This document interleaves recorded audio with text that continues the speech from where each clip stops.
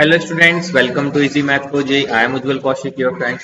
जो भी students IIT JEE की प्रिपरेशन कर रहे हैं उनके लिए हमारा चैनल बहुत यूजफुल है। तो आज क्वेश्चन है, a straight line L at a distance of 4 unit from the origin make positive intercept on the coordinate axis and the perpendicular from origin to this line make an angle 60 degree with the line x plus y equal to 0, then the equation of line L.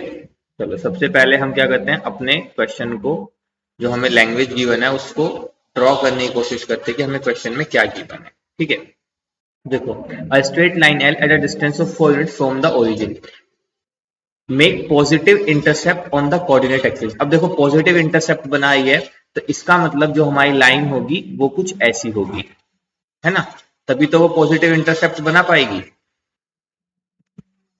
तो ये हमारे positive intercept बनाए। अभी जो line है ये origin से 4 unit पे है, तो यानी कि यहां से यहां तक जो ये परपेंडिकुलर डिस्टेंस है ये कितना गिवन है, मुझे 4 यूनिट गिवन है। And the perpendicular from the origin to this line make an angle 60 degree. और ये देखो किस लाइन के साथ, x plus y is equal to 0, तो x plus y is equal to 0 it mean y is equal to minus x. तो y is equal to minus x की मैं लाइन ड्रॉ कर देता हूं। तो y is equal to minus x की जो लाइन होगी वो ये लाइन होगी, तो इसको मैं लिख देता हूँ y equal to minus x.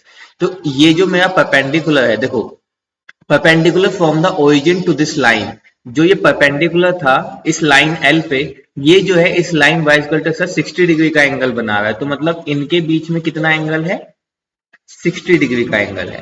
ठीक है, और ये हो गई मेरी लाइन एल। तो अब मुझे इक्वेशन ऑफ लाइन एल बतानी है। तो देखो सबसे पहले मैं आपको एक कॉन्सेप्ट बता देता हूँ कि कॉन्सेप्ट क्या होता है। जैसे मान लीजिए ये मेरी एक्स एक्सिस और वाई एक्सिस है और यहाँ पे ये कोई लाइन है जो कि यहाँ पे इंटरसेप्ट बनाती है। इंटरसेप्ट फॉर्म में लाइन गिवन है जिसका ओरिजिन से डिस्टेंस जो है वो मान लो p गिवन है। तो इस जो इक्वेशन होती है और ये एंगल बना है यहाँ से, ये जो एंगल है ये है अल्फा। तो ये इक्वेशन ऑफ दिस लाइन क्या होती है, x cos alpha plus y sine alpha is equal to ये डिस्टेंस p।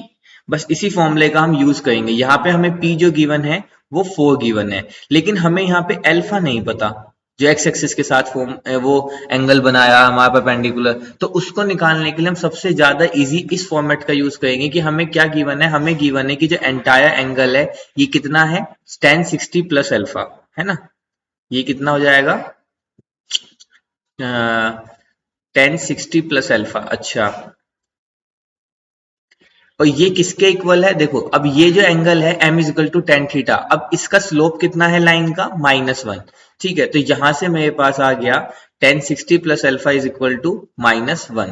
तो यहां से मेरे पास आ गया tan 60 plus alpha is equal to, अब देखो सेकंड क्वाड्रेंट में है, -1 है तो ये वैल्यू होगी tan 135 की। तो यहां से आ गया 60 प्लस अल्फा किसके इक्वल आ गया, 135 के। तो अल्फा किसके इक्वल आ गया, 135 माइनस 60 के। तो यहाँ से अल्फा बच गया 5 और ये बच गया 7। तो यहाँ से अल्फा की वैल्यू जो आ गई वो आ गई 75। ठीक है, 75 डिग्री। तो मतलब यहाँ से अल्फा मुझे मिल गया। अब बस क्या, मेरी इक्वेशन क्या हो जाएगी, x cos alpha plus y sine alpha is equal to p कितना गिवन है, 4। अब देखो cos 75 की वैल्यू वैसे तो आपको याद होनी चाहिए, अगर नहीं है तो हम निकाल सकते हैं किस फॉर्मूले से, cos 75 को लिख लीजिए cos 45 प्लस 30। ठीक है, अब यहां से cos a cos b का फॉर्मूला क्या होता है, cos a cos b minus sine a sine b।